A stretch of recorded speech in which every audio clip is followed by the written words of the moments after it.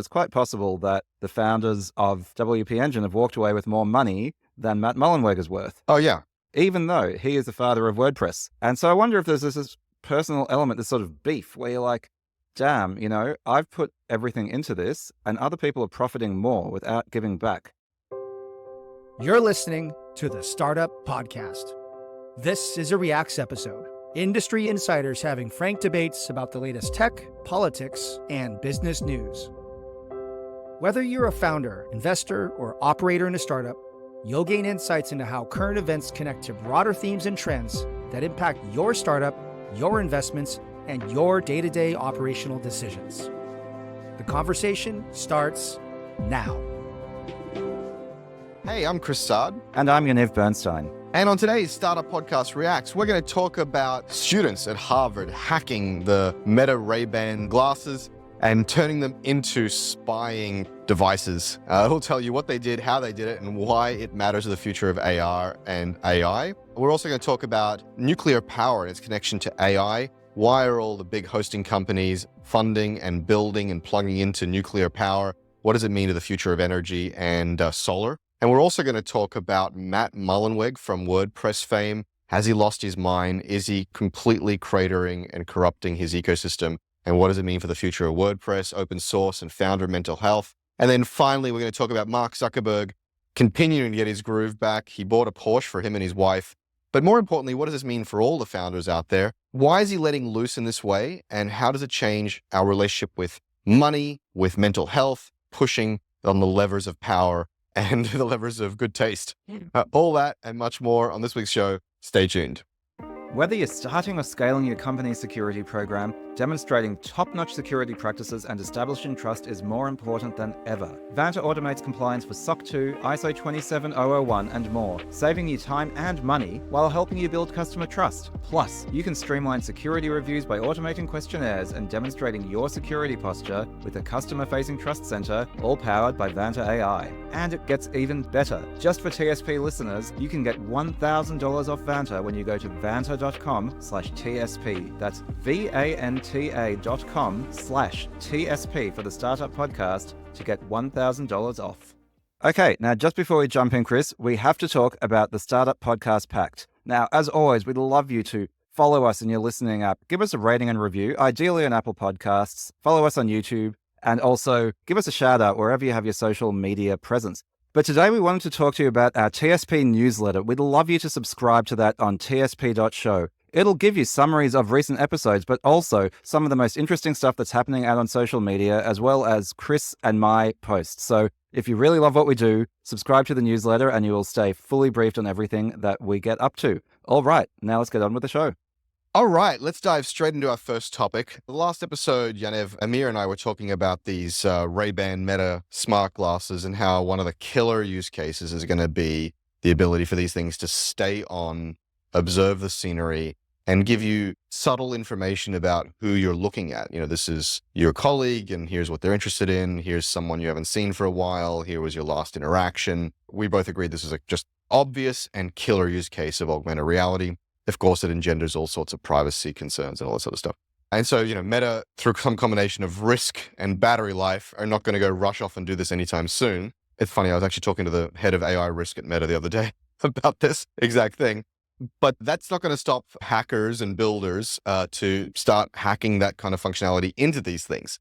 And a couple of Harvard students have done exactly that. Apparently what they're doing is they're using the live streaming capability that you can stream to Instagram, apparently, taking that feed, running computer vision over it, then trying to look up the faces and then use LLMs to aggregate all of the biographical data they can find. And then they're displaying it on your phone in near real time. So you can look at your phone and you can basically see biographical information about the person you're looking at.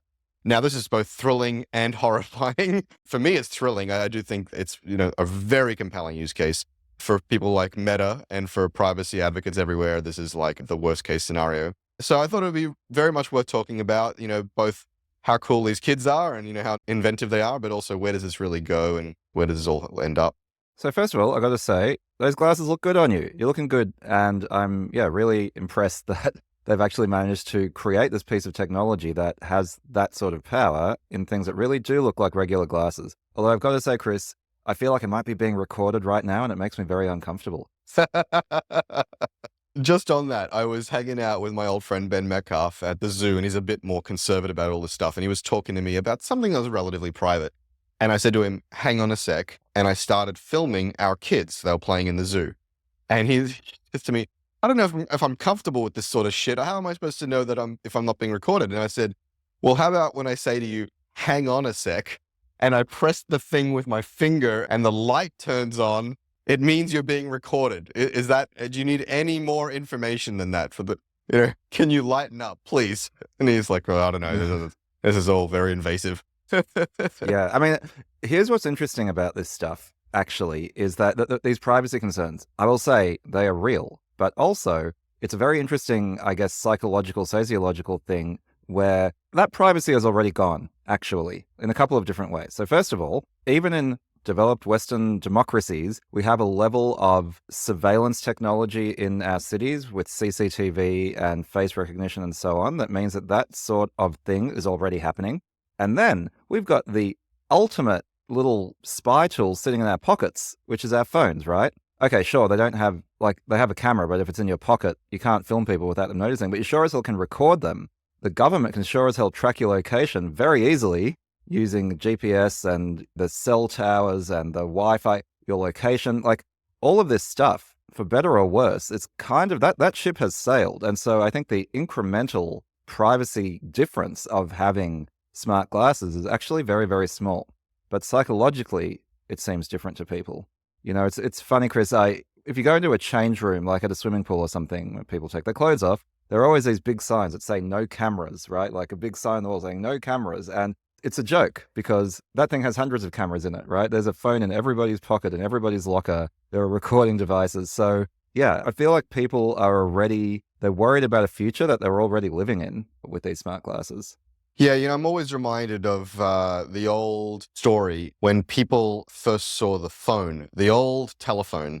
There was a whole backlash of the idea of like, hang on, you're going to put a device in my home that other people can ring at their whim. That was perceived as a privacy violation, as a violation of one's home. And then we thought of social networks as a privacy violation, forgetting, of course, that you have to post the content in the first place. And then, of course, there was the COVID vaccine with its 5G tracking chip. Just kidding. Each of these new generations of technology, there's some subset of people who go, my God, that's a privacy violation. Now, of course, having a camera on your face, filming everybody, as you said, is the next incremental step in this journey of people having a oh shit moment. But yeah, I tend to think that there will be simple social conventions that make this fairly straightforward in fairly short order. If you're being filmed or recorded, there's the privacy light on the camera to tell you being filmed. If you're being observed, you can just have to guarantee you're being observed, and you have to curate your own social footprint or your own internet footprint. And, the idea is not to violate your privacy so much as to say, here's what this person has put out about themselves, like their business card. Here's what we've been able to retrieve from their public profile. If you think about the iPhone poster now, so if you tap two iPhones together, you can transfer a poster of each other. It's your face and your name and your phone number. This is basically just a frictionless version of that. Sure, could they be programmed to do much more invasive searches? Yes, but you can do that off a photograph. It's just a little slower. So that's right. I think this is ultimately going to be fine. Fine or not, I've got very real concerns about the power of technology to surveil us, as you can already see happening in China. But my point is simply that ship has sailed. And also that there are privacy issues all along the different things you mentioned, even with a telephone. But that privacy is really a social construct. It's not the sort of fundamental principle. And that the history of humanity, or at least for the last century, has been where there is enough utility in giving up privacy, people will gladly give it up. And I think we will just see the same thing happening here. Well, I was involved in, the data portability and user data rights discussion back in the day. And I think there will be a cohort of people who will vehemently disagree with your statement that this is not a first principle. It's not like a basic fundamental right. I've forgotten more about this conversation than I remember, but there was, a whole bunch of people saying that privacy is not only a first principle fundamental right, but it's essential for civilization and freedom and all this other stuff. And so I think if we were to get one of those people on the show, and we should, they would have a whole litany of physiological, psychological, sociological reasons why privacy is an absolute critical good. And I don't know that I would disagree with them on many of those fronts, except to say that, these glasses are generally used in the public square. The data that one would be retrieving is generally public. And we need to rely on the rest of the privacy architecture to limit what these cameras can retrieve on the fly by default. But I think the idea that there's cameras everywhere and on people's faces, we're going to just have to live with to a degree.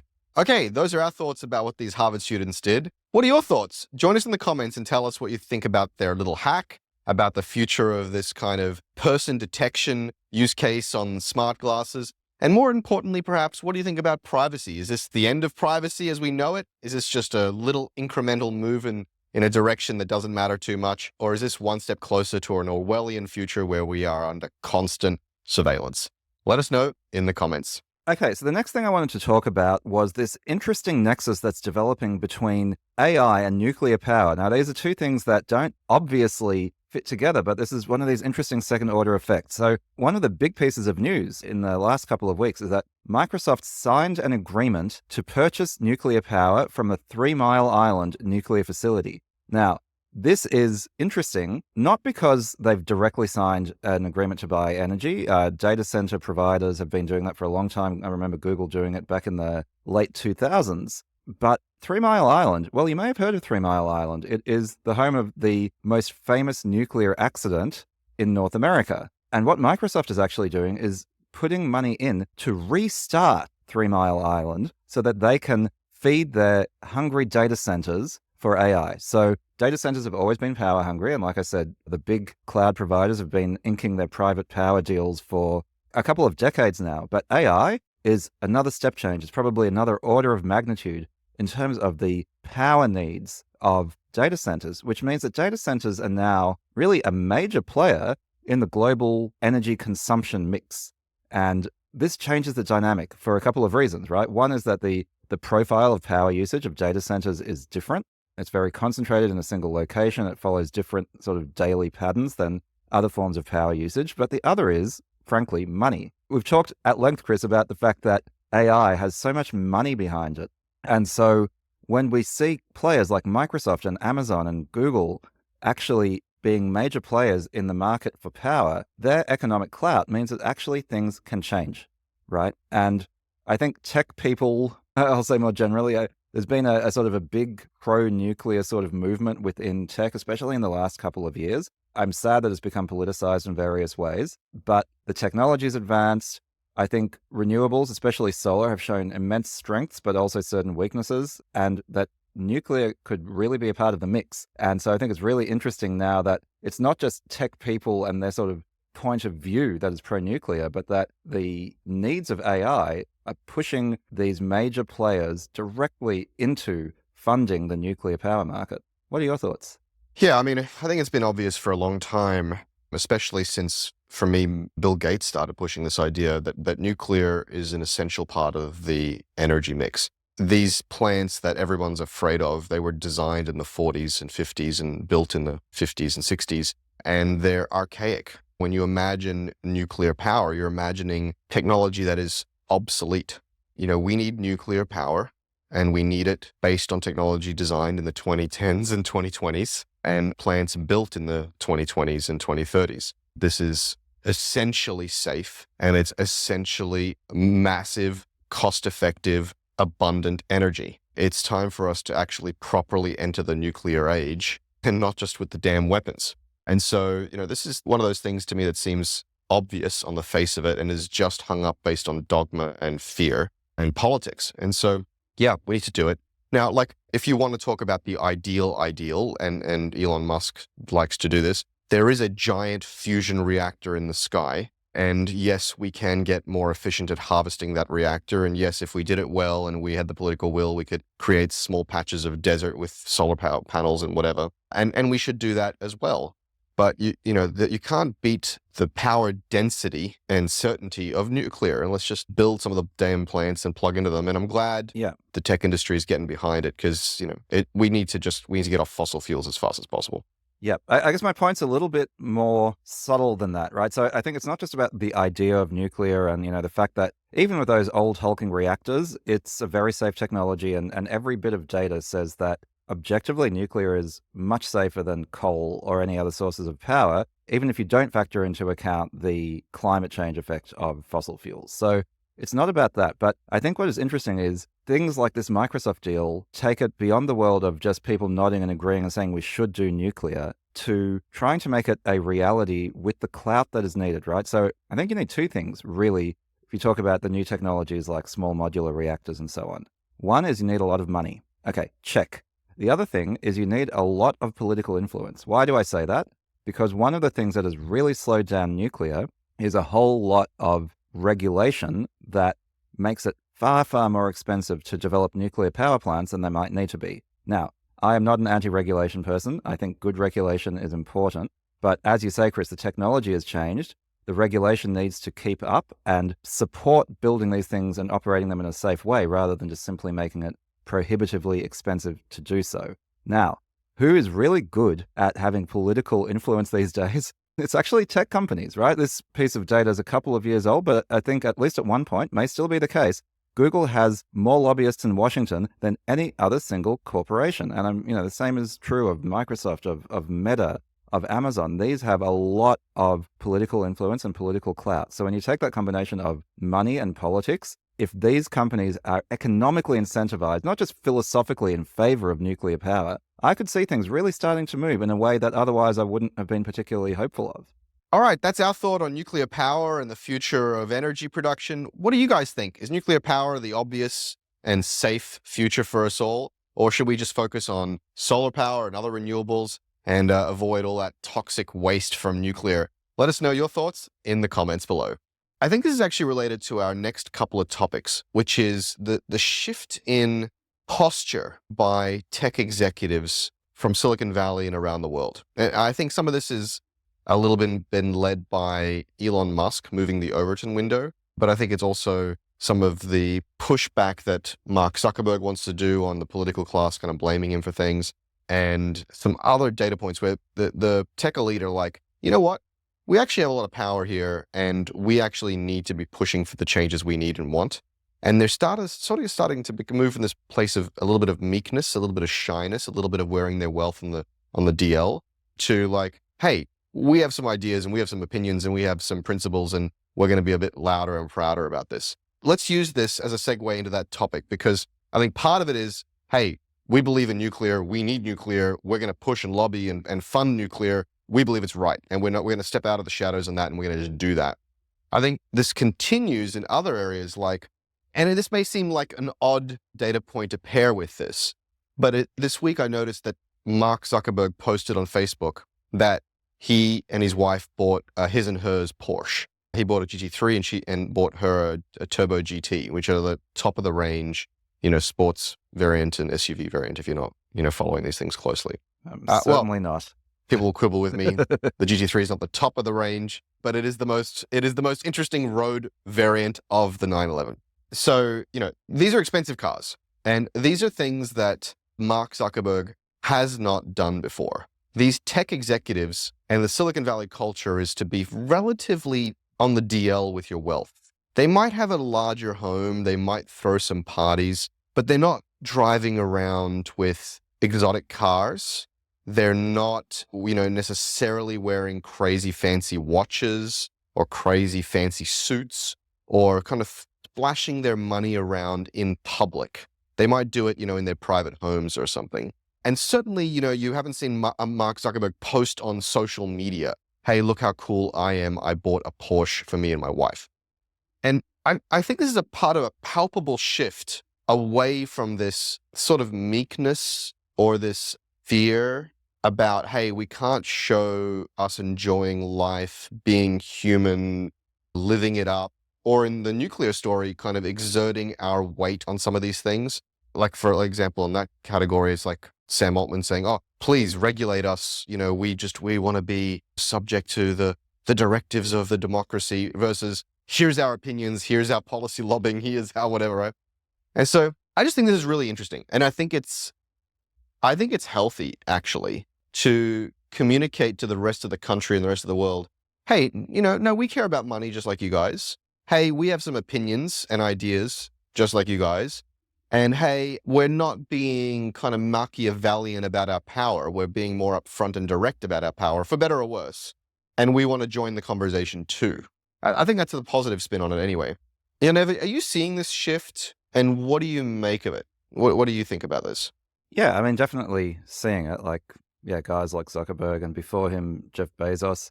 I think powerful people, and they are very powerful people, eventually grow into their power. And I'm not saying that's necessarily a good thing. It is just a thing. And, I think it does correlate. I say correlate. I don't think it's like locked with, but it does correlate with this somewhat shift to the right amongst tech leaders that we've discussed previously on this podcast, where I think when I grew up in Google land, I don't know what it was like at Uber, but it was a very sort of left-wing progressive place where money was kind of a bit of a dirty secret. It's like, sure, we're printing money like nobody's business, but that's not what we're really about. We're really about changing the world. We're progressive. We don't like to flaunt our power. And I think at one point that was true. And then there was this very awkward adolescence where the people in power started exercising their power. I mentioned to you just before in the context of the previous story, Google became one of the most powerful lobbyists in Washington. But at the same time, the internal culture was one of, don't be evil. We just want to change the world. We don't care that much about money and all of that sort of thing, right? And that created a lot of employer-employee conflict and walkouts and goodness knows what. And I think that period of idealism, for better or for worse, is now largely extinguished, right? And so these are powerful organizations that make a lot of money, that wield a lot of power. The people at the head of those organizations are very wealthy and very powerful people. And they're now just kind of acting like it. They were already flexing their power in behind closed doors, but now they're just flaunting it a bit more. And yeah, like I said, I think to the extent that they were already behaving in that way, looking like what you are rather than being a wolf in sheep's clothing, I think is a positive development. Yeah. So there's a lot of subtlety and nuance and texture to this, right? So Sure is. You sort of implicitly implied or equated lobbying with being the antithesis to don't be evil, or somehow the exertion of power is not necessarily a commensurate with don't be evil. There's subtlety here, right?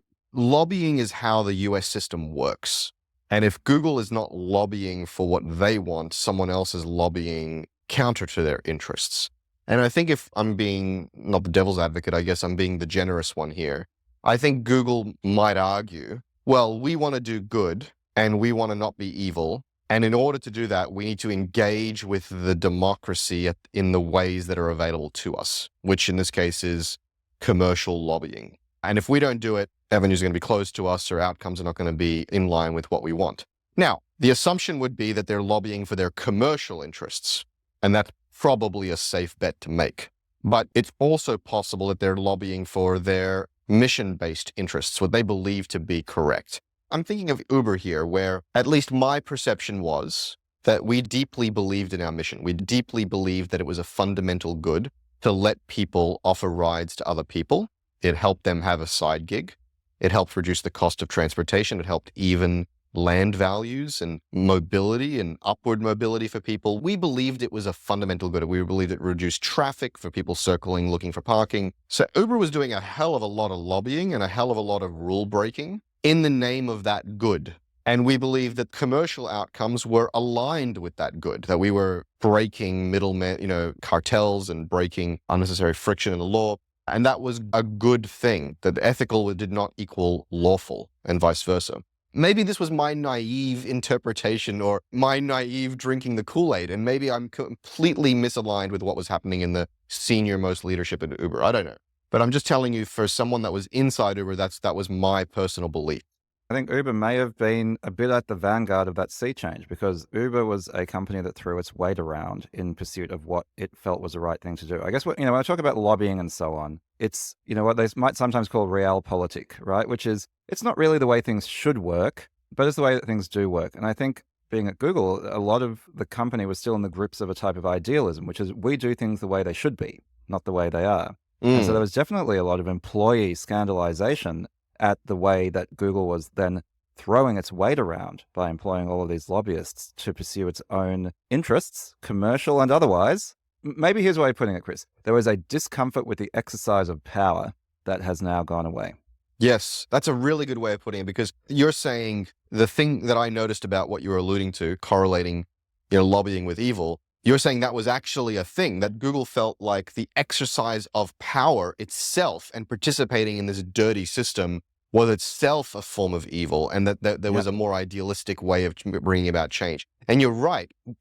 Uber was much, much more pragmatic. Uber was like, you know what? We are going to break the laws we don't believe in, and we're going to lobby and push for the things we do believe in, and we believe this is a fundamental good. Again, this may be naive. Maybe not everybody felt this way, but that's certainly what I was signed up for.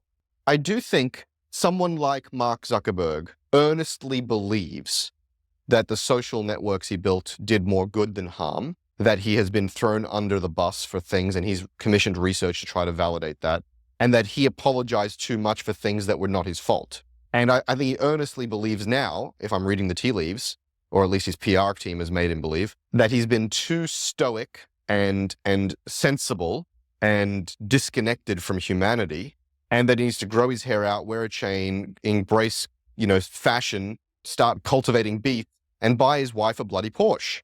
And I think that is for the better. I think he's a better person for it. I think he's a better representative for his social networks than he's for his company. And I think when it's someone like a Mark Zuckerberg, I think that's better for humanity. And then when it's like something like Elon Musk, because I don't agree with his trollish behavior in some of his politics, I think it's kind of scary. So again, I would like the Mark Zuckerbergs to come out of the shadows, because we need counterbalances to an Elon Musk. Because I think Zuckerberg is far more thoughtful, and I think Musk is far more reckless. And so we need all well-meaning billionaires to come out of the shadows and balance each other out. Mark Cuban, by the way, is starting to do a little bit of this. This episode of the Startup Podcast is brought to you by Porsche. Whether it's the thrilling GT3 or the family safety of the Cayenne, we've got you covered. Well, long-time listeners of the show need to know I'm obsessed with two things: Star Trek and exotic cars, especially Porsches. So this is why it's hit a nerve with me today. So this is the first time I've heard that buying a Porsche makes you a better person. But you know what? Like, it really does, Yaniv. If it pays the bills, we'll say anything. It really does, Yaniv. It really does. Okay. As a dedicated Toyota driver here, I just thought I'd wrap this up. When you're talking about Zuck and all of this stuff, one of my favorite quotes is, "It is difficult to get a man to understand something when his salary depends on his not understanding it." And I think this is where the exercise of power can become a little bit dangerous, right? Because I was just thinking of that, because when you said Zuck really believes he's doing the right things, I believe that he believes that, but it doesn't mean that he's right, because he is so incentivized to believe that he's doing the right things that there is a strong bias there. And so that's why, in general, and I know I'm going a little bit philosophical here, so we can wrap up, or at least I'll wrap up my bit after this. Having people who are very powerful and who are confident to exercise that power over time is bad for society. I like that we go philosophical sometimes, and I want to apologize for, as we've said in the past, this is our damn podcast. We can talk about what we like. Yeah, I'm so deeply in two minds about this. I think on one hand, there is this extreme woke mindset, which is power equals evil, and there is no room for subtlety there. Like, just the powerful are wrong and the powerless are right every time. And I think that is an extreme point of view that needs to be tempered by circumstance and, due process. And I do think that certain billionaires some of the time are pressing their thumb on the scale, and that democracy is creaking and breaking under the weight of massive concentrations of wealth and power, especially in the US. And so I think both things are true. And I want to be careful about automatically assuming power is bad. And I want to be careful about being an apologist for power. I think that we need to take these things on a case-by-case basis. All right, those were our thoughts on founders kind of letting their hair out and showing a bit more of their wealth and pushing the levers of power a little more. Do you think this is a good phenomenon? Do you think it's basically being more transparent about their agenda? Or do you think this is a little bit scary and they're really misusing their power and subverting democracy in some way? Let us know your thoughts down in the comments. Over 7,000 global companies like Atlassian, Dovetail, Flow Health, and Quora all use Vanta to manage risk and prove security in real time. Why aren't you? Get $1,000 off Vanta when you go to vanta.com/TSP. That's VANTA.com/TSP for the Startup Podcast to get $1,000 off. This is a good segue into our next and final topic, which is actually quite closely related. Billionaires and tech elites losing their minds and misusing their power. And we want to talk specifically at this point about WP Engine and WordPress. Now, if you've been living under the rock for the last 2 weeks, you've probably missed this. But Matt Mullenweg, who's the guy who started WordPress, WordPress is powering some massive portion of the web. It's the CMS, an open source CMS that is sitting under a lot of systems and a lot of websites. And it's, owned by the WordPress, whatever, foundation, charity, whatever thing, WordPress.org. And there is a commercial entity attached to it, WordPress.com, which has some of these commercial services wrapped around it. And Matt is, the benevolent dictator of this open source community, right? Which is, he runs it, he has the moral authority to do a lot of stuff. Adjacent to that, in the ecosystem of WordPress, and there's a huge ecosystem around WordPress, there is this company called WP Engine, WP standing, of course, for WordPress. Now, full disclosure, we had Jason Cohen on the show recently. He is the co-founder of WP Engine, so he's a friend of the pod. One of my best friends, Ben Metcalf, is a co-founder of WP Engine. So we have, we're not completely free of bias in this conversation. But I think there's a general consensus that in the WordPress community that Matt Mullenweg has lost his freaking mind. And he is really just creating a huge storm by trying to call out and to shut down, and in some cases, it seems like to extort WP Engine. So let me just go through a list of stuff he's done here just to give you a sense of what's going on. So he's labeled WP Engine as a cancer to the WordPress community at WordCamp US 2024, highlighting their lack of contribution back to the open source community. Now, that's actually a fair assertion. They have not contributed that much to the open source parts of WordPress. He sent them cease and desists. He has banned WP Engine from accessing some of WordPress.com's resources, like their plugin directory, which has generally been available to all people in the ecosystem. He's been accusing them of trademark violation because they use WP in their name, which has been explicitly stated as something that's okay in the WordPress ecosystem. And there's also claims that he's basically just been extorting people, like, you got to give us a huge chunk of your revenue if you want us to keep supporting you. And he offered Heather, the CEO, a job, and he said, like, you've got to take this or we're going to talk about out you for what you guys have been doing. And then he's sort of alluded recently that WordPress is him and he is WordPress and he's allowed to do whatever the hell he wants. And he's basically encouraged anybody at WordPress to quit and take a severance package if they don't agree with him. And any one of these things done carefully and with precision, one might argue is within his rights. But if you dig into the tone and the tenor and the lack of care in the way he's been doing these things, it sort of suggests to me a kind of the mental breakdown.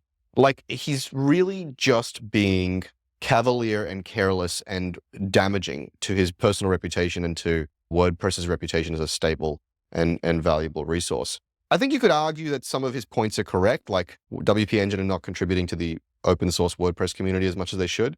But the way he's going about it, much like an Elon Musk, where I think some of his points are correct, but the way they are going about it suggests a kind of burnout or mental health issue that I think is bizarre and dangerous for their respective brands, companies, and communities.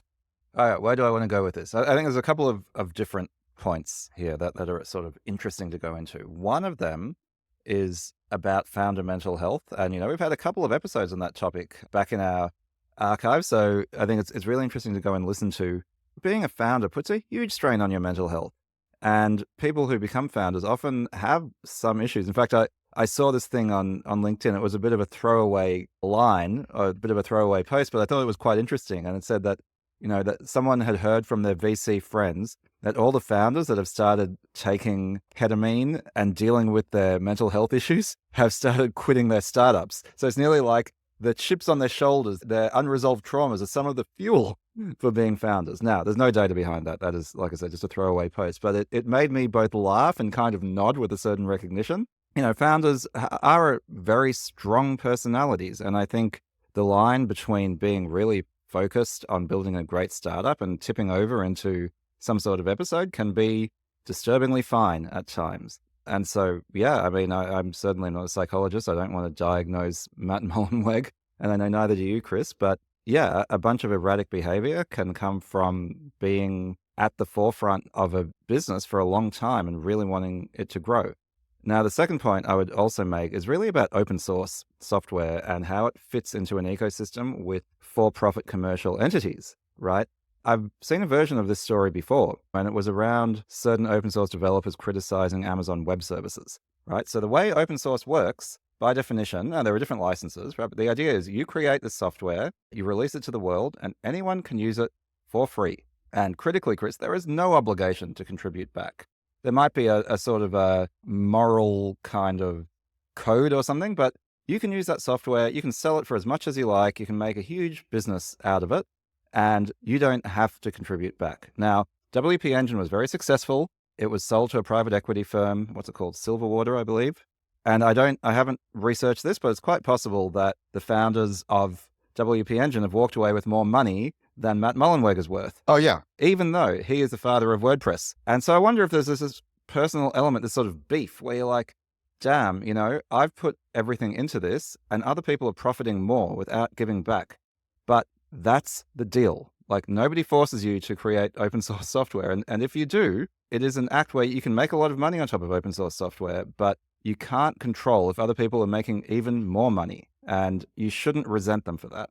Yeah, I mean, just from the outside, it looks like he's getting a lot of pressure and a lot of blowback for, hey, these guys at WP Engine have built an incredible business on top of this that is delightful, that is well-loved, that is a great product, and has been extremely profitable.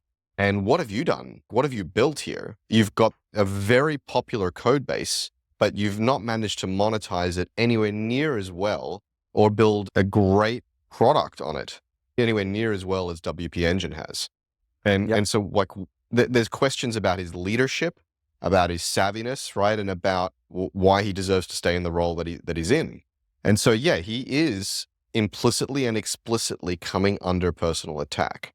And rather than acknowledge his weaknesses, acknowledge what they've been struggling to do, he's kind of lashing out at the successful peer in the ecosystem. And that just feels punitive and counterproductive and lacking any kind of self-awareness. And I expected a little more from him, and having followed him in the community and, been in his orbit, been in the same community for many years, he just seemed a bit more rational and thoughtful than he's appearing to be now. I think you're right, Yaniv. There is this sort of post-COVID, and I think this is tying the last two stories together. There's this kind of post-COVID phenomena where people have experienced a different kind of life. They've experienced a great deal of pain and suffering being locked away in their homes. And they've experienced a great deal of a change of lifestyle, being closer to family, being able to move to places that are maybe greener spaces, open spaces, not being stuck in hermetically sealed offices all day. And also they've come, face to face with the end of civilization to some degree, and they've gone, hang on, who do I want to be? What do I really care about? What do I really believe? Am I happy? Some people got married during this period. Some people got divorced during this period because of this period. And I think some combination of like Elon Musk's, you could describe it anywhere from brash all the way to toxic behavior, where he's moved the Overton window. I think I'll call it broxic. Broxic, yeah. Has the word bro in it too. Exactly. And I think other executives have looked at him and said, well, hang on, if this guy can be this erratic and this opinionated and this brash and this toxic and keep his CEO-ships, maybe we should just loosen up a little on the Porsche side with Mark Zuckerberg and the long hair. And maybe we should press a little harder on the things we believe in or the things we don't like, maybe on the Mullenweg side or the Mark Zuckerberg saying, I'm not going to apologize so much anymore.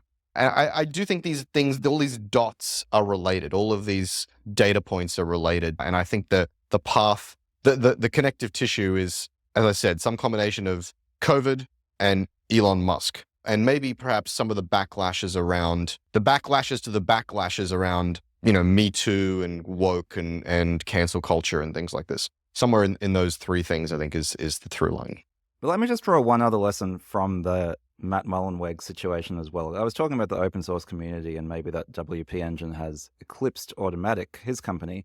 But let me draw it back to a lesson that all founders can take, which is, we've talked before about how a startup is it's like having a child, right? It starts off as your baby and you are in complete control of it. And everything that happens to that startup is up to you.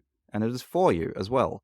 And then as it grows up, there is this process of letting go, of realizing that it's not all under your control. It's not all for you. And, I think this open source thing where, the child has eclipsed the parent might be a version of that is somewhat extreme. But I think every founder of a startup that reaches a level of success realizes that, the only way I can continue the success is by letting go. And if you don't learn to let go and realize that just because you created it doesn't mean it belongs to you anymore, then you're going to have a bad time. You're going to hurt your employees, you're going to hurt your community, and ultimately you're going to hurt yourself. So this is actually a very valuable level of psychological maturity that you need to bring to bear as your startup grows. Yeah, and then the other half of this, as you touched on earlier, Yaniv, is you need to recognize that while you have a chip on your shoulder, it's driving your ambition and your need to create and achieve. If you are lucky enough to succeed and succeed at some sort of scale, it will not fill the hole in your soul. And you need to cultivate your own personal completeness along that journey, because otherwise, you will find yourself on some ketamine high, realizing that everything you've been working on is a waste of time. You need to go out of the forest and find the fairies in the trees. Go for a walk, smell some roses, kiss your spouse, do something, enjoy your day, as well as building a fantastic startup. Buy a Porsche. For God's sake, buy a Porsche. Yeah, that's good advice for founders, Chris. You heard it here first. All right. Those are our thoughts on Matt Mullenweg and WordPress and the WP Engine fight. Let us know your thoughts. Is Matt in his rights to do whatever he wants with WordPress, or is he kind of losing his mind? Let us know your thoughts down in the comments. All right. This has been a lot of fun, Chris. Glad to be back on the horse and chatting to you again. All right. Awesome, Yaniv. So how can people find you on the internet? Well, I am on LinkedIn trying to make it a little bit of a less boring place. I love connection requests from TSP listeners, so I noticed quite a few of you have been adding me lately, which is fantastic. Send me a note with your invitation saying you're from TSP. I'd be glad to add you and have you as part of my network. How about you, Chris? Yeah, you can follow me on all the social media. If you want to see a bit more of my life and what it's like to be out in Silicon Valley, you can follow me on Instagram. If you want to get more startup advice, you can follow me on LinkedIn.